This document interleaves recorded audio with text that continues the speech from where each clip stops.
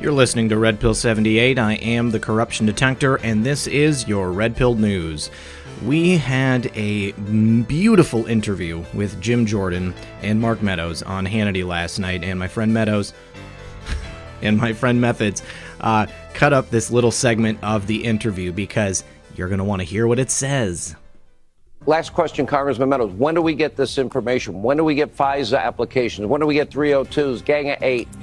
Yeah, the president has guaranteed that he's going to declassify those things. I think the Attorney General Barr will set a time frame, but I think we're finally looking at weeks, not months. And the Horowitz report in May. Yep. So, okay, yep. Thank you both. I told you, it's coming cascading down. It can't be stopped at this point. An avalanche. So both of them confirm that the DECLAS is coming in weeks. Also get confirmation on Horowitz's report in May. So that would mean that we are looking at a very short time frame for the Comey report coming out before both of those. And then right at the end, Sean Hannity says, nothing can stop this. An avalanche. D5, guys. Sean Hannity is on the ball. You gotta love this. It is happening. Now, Michael Mukasey, former Attorney General Michael Mukasey, appeared on Christopher Cuomo's program very recently, and he schooled him on exactly what's going on. So let's take a listen to that. He's being investigated for a crime that didn't happen, and that he certainly didn't commit.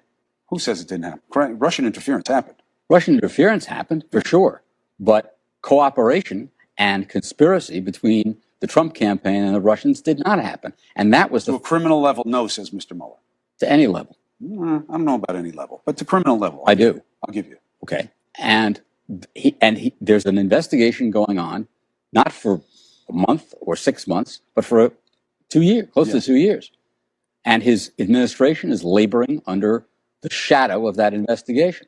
And people alleging that it happened, there are going to be indictments and so on and so forth. But this is a special counsel. And it was put together by Rosenstein because he wanted it separate from the DOJ because of what he saw as potential conflicts. It's not separate from the DOJ. I know. It's within the DOJ. But as a mechanism, separate. I know it's under the DOJ. I understand how the guidelines are written. I understand why they were written because we didn't like what the independent counsel was. It's not just the guidelines. We have 3 branches of government. I understand. This is within the executive. I understand. We don't sprout a new branch of government. But what your friend did is not just by the book. He took it on himself to decide this rule. He didn't have to do that. Of course he had to do it. Why? Who was going to decide whether to indict or not? Congress. As a political matter. Leave it to them. They decide whether to impeach or not. And Mike, they don't decide. You're skipping the big point, which you taught me about very early on. That is the big point. They can't indict him. That is the opinion from the OLC. So there is nothing to decide on that level. It is purely political. It always Congress would be. Doesn't indict. Congress can I know. impeach. I'm using it as just a metaphor here. But you're misleading a lot of people. No, because we know the big OLC. Audience. We know the OLC says it's getting smaller by the minute you now. You can't. Getting smaller by the minute, Chris. Getting smaller by the minute. Mukasey took him to task.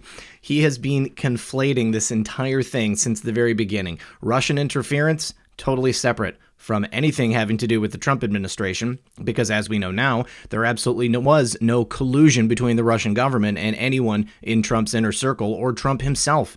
So Michael Mukasey telling Chris Cuomo what's what.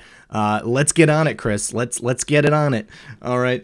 It's incredible to watch Chris Cuomo try to mislead his audience like this on a daily basis. But this is how they do it at CNN, Crap News Network. It's disheartening when you realize just how deep the delusion and the misleading goes with these people.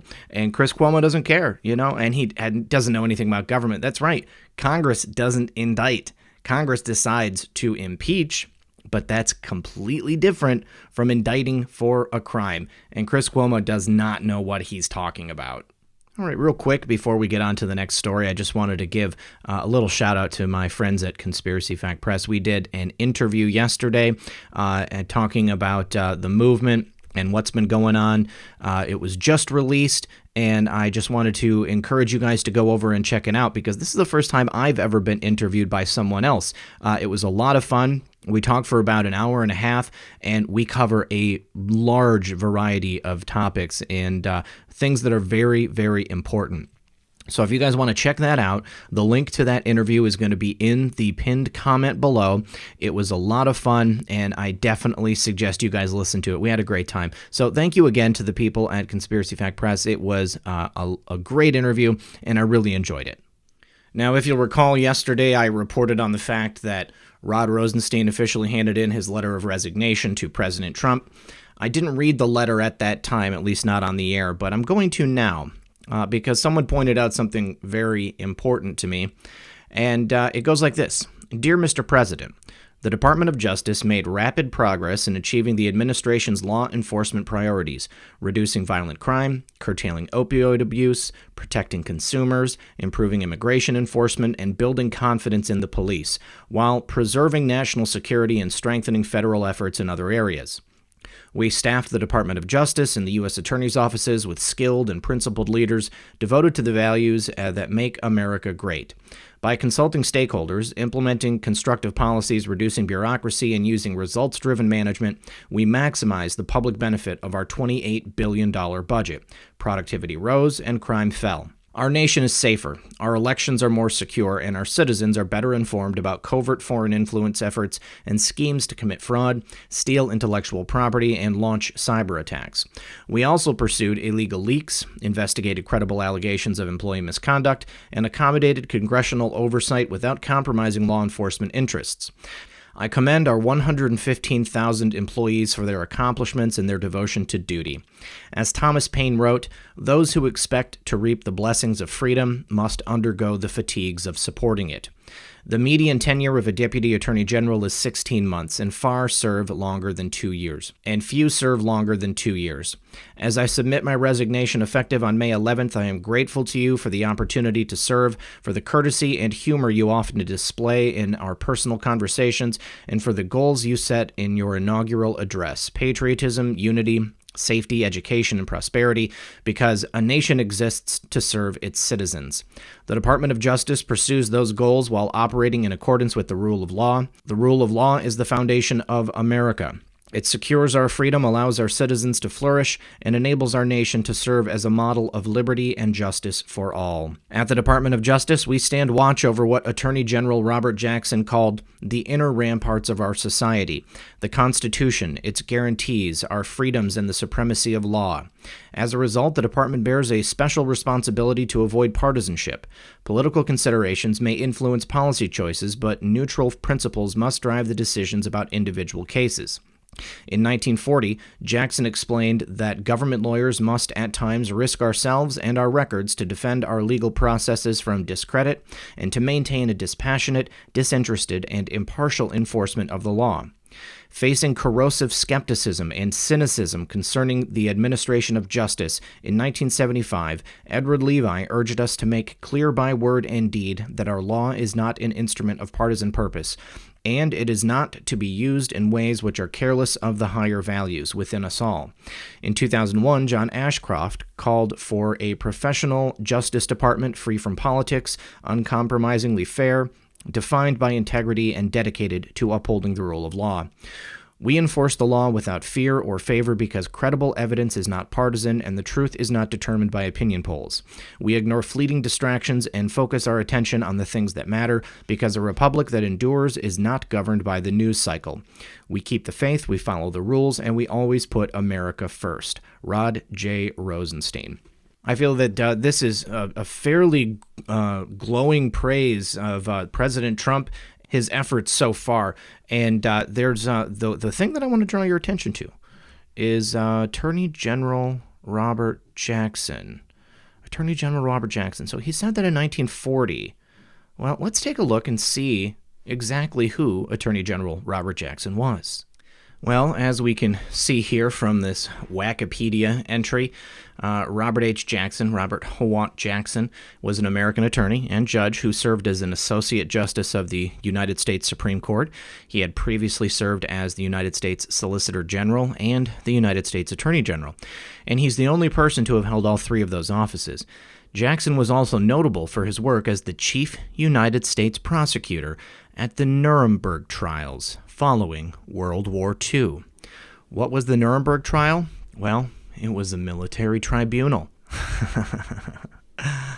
As I've said previously, I believe that Rod Rosenstein is at best a gray hat. I do believe that he has been working with President Trump due to the convivial nature of their relationship, the rapport that they seem to have, and all the times that it seemed that Rod Rosenstein, had done things that really could have gotten him fired at any point, but they never did. So I believe that Rod Rosenstein has been working with President Trump, and I believe that this message right here, including a quote from Robert H. Jackson, is a direct reference to the trials at Nuremberg, military tribunals. There's also one more thing. As I stated just a moment ago, believing that Rod Rosenstein was a gray hat, just because he's been working with the president right now doesn't mean that he didn't do things previously. My guest Cody from a couple weeks ago on a Friday night live stream, he had mentioned that Rosenstein was previously involved in blackmail operations and all kinds of nefarious things in his time throughout the United States government and when he was serving as U.S. Attorney in Maryland. So I think Rod Rosenstein did a lot of bad things. Now, it's very possible he could have been blackmailed and forced into doing those things. It also could be that Rod Rosenstein was willing to upheld his version of the law at any cost, no matter what that cost was. So he could have thought he was doing the right thing, but he was, doing bad things to good people. Or he could have been thinking he was doing good things to bad people. However you want to look at it. But I think that Rosenstein has earned his penance, and I believe that we are very shortly going to see the fruition of these tribunals taking place here in America yet again. Well, guys, it looks like it is on in Venezuela. We have amazing footage here. There is a coup in the midst taking place right now. There was a demonstration for Guaido, and apparently the government of Maduro started firing on those people. Well, now we have video of National Guard troops filmed arresting and attacking other National Guard troops in the street. This is from just this morning. An opposition leader, Juan Guaido, called on the military to rise up and oust the socialist Maduro regime. Guaido appeared with activist Leopoldo Lopez, who was freed from house arrest by members of the military. Later this morning, the Maduro regime supporters fired tear gas on the Guaido protesters. Let's take a look at some of this video.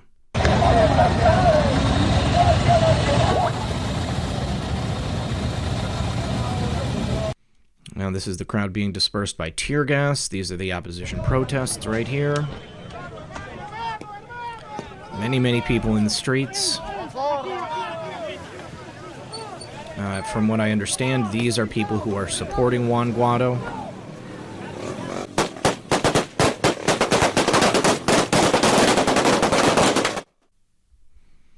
The violence is escalating on the streets, and the people are taking to the streets.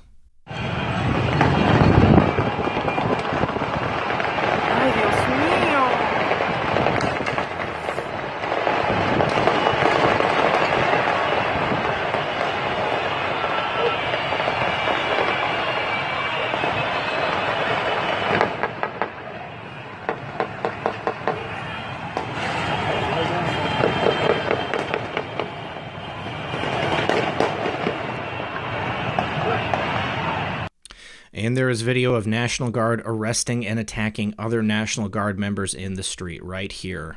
Porque los tomaron, están a favor del gobierno. ¡Libertad ahora! ¡Libertad! ¡Libertad! I assume the ones being arrested are the ones attempting to rise up against Maduro.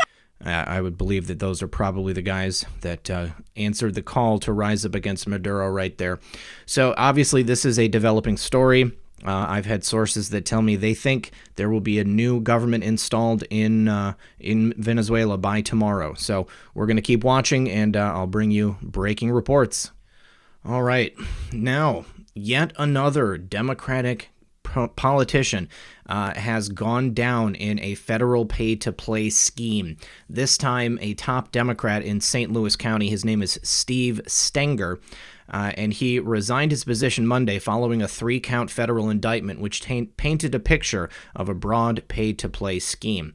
And this was after the U.S. Attorney's Office announced Monday that Stenger was indicted last Thursday on 3 counts of mail fraud. There is Stenger right there. And the evidence presented by the grand jury indictment of St. Louis County Executive Steve Stenger is pretty extensive and damning, but it's just an indictment. A federal prosecutor still needs to take this to trial and prove beyond a reasonable doubt that this pay-to-play scheme existed. Sometimes the more interesting things are not the most obvious, though. If you want all the details, you can read the indictment. The indictment alleges Steve Stenger had a pay-to-play scheme with businessman John Rallo, from bogus consulting fees to sham property deals. But if you've been paying attention to the deep state's attempted takedown of a sitting president, you know there are things that dive deeper than the story presented to us. It's easy to focus on Stenger because he was so reviled by so many. He is the quintessential politician, and when we say politician, we mean it in the pejorative sense. But no one of his ilk can accomplish the alleged pay-to-play scheme without the loathsome elected officials that surround such a politician. Here is a great excerpt from the indictment in Stenger's own words describing such individuals. This is a quote from Stenger, it looks like. St. Louis Economic Development Partnership CEO Sheila Sweeney's a political creature. She was appointed by a politician and by people who were appointed by politicians to take this role. She took the role. Now you're in it. You're either going to do it or you're not. Get the F out. You're a political person. Every one of our department heads is a political person. You two, staffers William Miller and Jeff Wegener, are political people. I am a political person. I have to be. I'm in politics. That's what we do. It's not the art of effing over your friends. It's the art of how do I work with people I trust and know. It's the art of staying in power. This is incredible. It completely encapsulates exactly what it means to be a part of the swamp, you guys. This is it in a nutshell. These people know exactly what they're doing, but it's not breaking the law. It's staying in power. It's about holding on to the power that they have collected. The most prominent political person mentioned in the indictment in the above is Sweeney. Her unauthorized, well, allegedly Stenger-authorized, addition of $30,000 to the consulting contract given to Rallo, Stenger's alleged pay-to-play partner, seems to be the first indication something nefarious was afoot, and therein lies one of the bigger questions that the indictment does not directly address. That $30,000 was a payment to an individual only identified as JC in the indictment. JC was a close associate of a public official who had helped Stenger get out the vote in 2014. The indictment does not give us anything else to really identify JC or the public official, but this was right after the Ferguson incident. What we do know is that the public official and JC had enough sway with Stenger to steer a $30,000 payment to JC. And while they may not have known where the money was coming from, the indictment makes it pretty clear that JC did diddly squat to earn it, which leads us to believe this public official is also a politician in the pejorative sense. This definitely needs to be investigated and made public, and we would bet you would find this public official involved in other kickback schemes. The next major question that needs answering pertains to Company One. We know Company One is a Missouri lobbying firm. A cursory interwebs query brings up Kit Bond Strategies as the lobbying agent for St. Louis Economic Development Partnership. We know Company One was a major contributor to Stenger's campaign, and we know the head of Company One also contacted Stenger directly about being awarded the contract. Much like Rallo and public official, Company One provided for Stenger and expected Stenger to provide back. In fact, this seems to be Company One's MO. And while Company One definitely deserves to be investigated for misdeeds, we are not foolish enough to believe that they are the only lobbying outfit pulling these sorts of hijinks. I definitely guarantee that they are not. The problem is that the entire structure of politics and the way that these things are set up is by its nature corrupt. You cannot be in politics without being corrupt. That's why Donald Trump is such an incredible figure. All right, he was able to move through his entire career without having to become part of these circles. All right, he did it because he had the money and he bought his way in, but he paid his way with his own money this whole time. He did not take money from these people, so he is not beholden to them. These are the types of people that make up the swamp. This is what we are trying to get rid of. Another thing that's not entirely clear is what initiated the federal investigation. While the indictment looks back to the initial introduction between Rallo and Stenger in October 23, 2014, what tipped off the feds is unclear. A lot of the early communications in the indictment appear to be text messages, but by the time Company 1 becomes a part of the indictment, the communications seem to be recorded. Were these phone conversations? Was someone else recording these conversations? This is not the most pertinent line of inquiry in the indictment, but we would be interested to know whether Stenger got caught from plain stupidity or whether it was a whistleblower. There are things outside of this indictment that should be investigated as well. Better Together, the controversial group trying to merge STL City and County, had an extensive relationship with Stenger and even put forth a plan to appoint Stenger as dictator of a merged STL. Considering the suspension of the NAACP STL County Branch president regarding his relationship with Better Together, we suspect Stenger and Better Together's relationship was less than wholesome. Ultimately, this is an indictment of the political class and their hangers-on. We all knew deep in our guts that this sort of thing was happening, but rarely do we get affirmation. And while it is satisfying when people like Stenger get what's coming to them, we should not settle for the easy pickings. Well, and this is where my own personal life experience comes into play, because I knew that this stuff was going on. I knew it conclusively, because they attempted to make me a part of it, but I declined, and, that's about the end of your career right there, when you decide that you don't want to be a part of something like this. It doesn't matter if this is in the public world or the nonprofit world. You have this type of thing taking place at every level. Corruption is endemic throughout American bureaucracy. It doesn't matter if it's political or private. It is all the same thing. It is incredible, though, to see this taking place. We have got to do a full assay of the types of people that are involved in these situations. They must be removed, and they must be replaced with knowledgeable and honest individuals. It's really sad when you can look at your country and you can say that you know that there is corruption just flooding everywhere. I've said before, Donald Trump is probably the only truly honest person in Washington, D.C. Even the people that he trusts around him have most potentially gotten their fingers and their hands dirty at some point or another. All I can say is that I knew that this was happening, and it's exactly the reason why I decided to not be involved in it. So God bless Donald Trump, and I cannot wait to see the day that we have an honest and hardworking America where truly we are able to move forward on the merits of our own talents and the honest intentions of hardworking people looking to do the right thing. Now, it looks like, speaking of corruption, former Hussein officials are looking to do damage control. Ben Rhodes was just interviewed by a YouTuber, and he struggled to keep his story together, denying that the White House had nothing to do with Spygate. He is basically sweating bullets throughout this entire interview. It's very interesting. It's about 5 minutes long, so I'm not going to play the whole thing, but I will read through these quotes that are in the article. But basically, Rhodes says that he learned about the Russia dossier and the FBI investigation into Trump from the media. And where have you heard that before?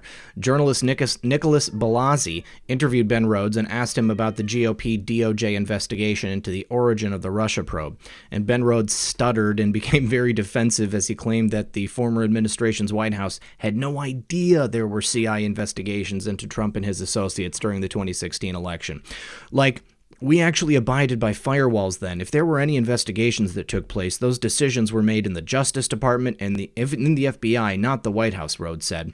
Rhodes continued, they will find nothing that suggests there was any political White House involvement in any of that, because literally I learned about the FBI investigation of Trump as a private citizen in the freaking Washington Post. This. You have to understand that we actually abided by the long-standing practice that the White House never got involved in any kind of that stuff. As soon as Mr. Blasey brought up the Republicans on the Hill focusing on the Russia dossier, Rhodes interjected and nervously said, we had nothing to do with that. Blasey pushed back and asked Rhodes, so you had never seen the Russia dossier, when you were in the White House? Ben Rhodes denied ever knowing about the dossier or seeing it and claimed he saw it in January of 2017. We learned about it when it was in the report. No, we had nothing to do with the dossier. Literally, nothing to do with this dossier, Rhodes exclaimed. Methinks the lady doth protest too much. This was the most awkward interview Ben Rhodes has ever given. Why did he even give this interview? He's a very unconvincing liar. Rhodes can claim that the former administration's White House had nothing to do with the Russia dossier, but there's plenty of evidence to the contrary. A text exchange between FBI counterintelligence chief Peter Strzok and his paramour Lisa Page just 5 days after the CIA investigation into President Trump was opened in 2016, well, then candidate Trump, reveals the White House was involved. The White House is running this, Strzok said to Page in a text. Furthermore, on January 5th, 2017, then FBI Director James Comey held a secret meeting in the Oval Office before he traveled to Trump Tower, New York, to brief President-elect Donald Trump on the Hillary-funded junk Russia dossier. Senator Grassley uncovered a bizarre email from National Security Advisor to the former president. Susan Rice herself sent on January 20th, 2017, Donald Trump's inauguration day. According to Rice's email, the junk dossier and the FBI's investigation into its claims was discussed in the meeting. Among the people in the meeting was former President Hussein, James Comey, former FBI director, Susan Rice, former National Security Advisor, Sally Yates, deputy former Attorney General, James Clapper, former DNI chief, John Brennan, former Clowns in America chief, and then Vice President Joe Biden. The next day, on January 6, 2017, Comey headed over to Trump Tower, New York, and briefed then-President-elect Donald Trump on the salacious parts of the Russia dossier. Comey lied to Trump and told him that he was not under investigation and that he had nothing to worry about. Clapper, who was also in the January 5th meeting, then leaked Comey's dossier briefing with Trump to CNN's Jake Tapper.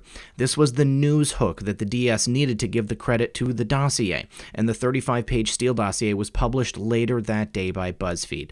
But former President Hussein, Ben Rhodes, and others in that White House had no idea what was going on. Of course, they learned about Spygate from the news reports. A likely story. This is so obviously a load of horsepucky. Not true. Not true, Ben Rhodes. You guys need to watch this interview. It's going to be in the pinned comment below the video. It's about just about 6 minutes long.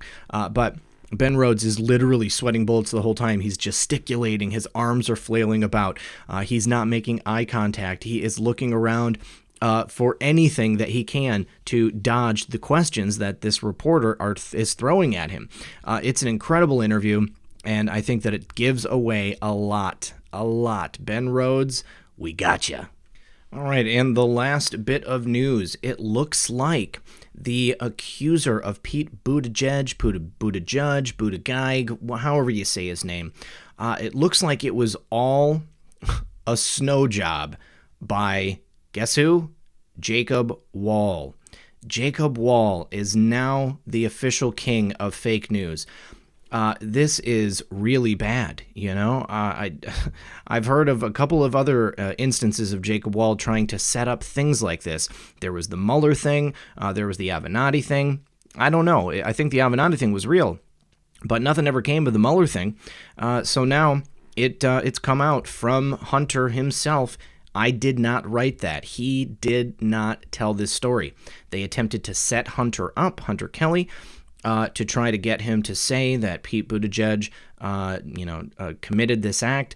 It was never true. Hunter never said that, and it's all a hoax by Jacob Wohl. Jacob Wohl has zero credibility at this point. I think he's going to need to crawl under a hole, and I think his career's over.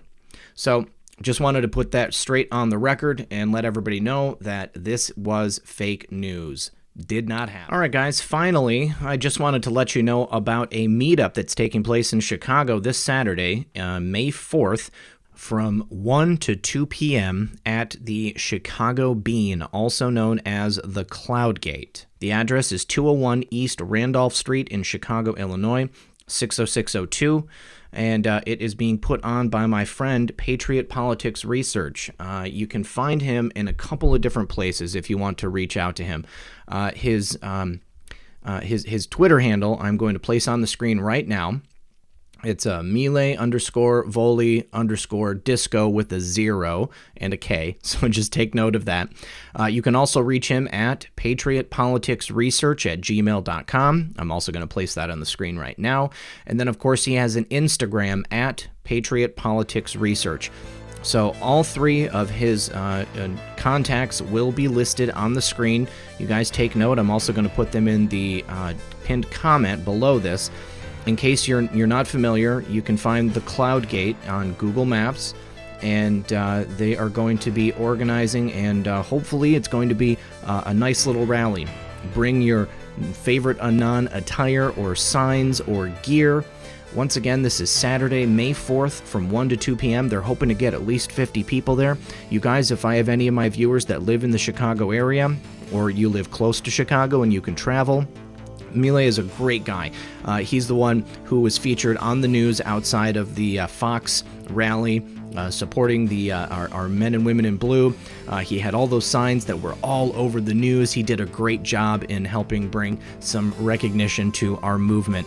So please, you guys, reach out to Milei. You can find him again on Twitter and Instagram, and you can reach him on Gmail. And then one more thing. I did just want to ask everyone to offer up some prayers in your daily prayer time to a couple of viewers, Patricia and Bill. Bill is a disabled veteran, and Patricia is his wife. She has been struggling to take care of him for several years. He unfortunately had to be moved into a VA care home where he was not taken care of properly, and it sounds like he's had to have some major amputations as a result of bed sores and pressure wounds that developed over time. So it's very tragic. You know, it's sad to see our veterans not being taken care of the way that they should be. And I just want everyone to reach out prayers for assistance from God so that, Bill can heal in, the best way possible. Unfortunately, it does look kind of dire and kind of grim, but I know that they will just be lifted up in knowing that many of my viewers are keeping them in their hearts and asking God to help care for him. So that's all I have for you today. As always, this has been, with emphasis, Red Pill 78. I am the Corruption Detector, and this was your Red Pill News. Good luck, everyone, and God bless.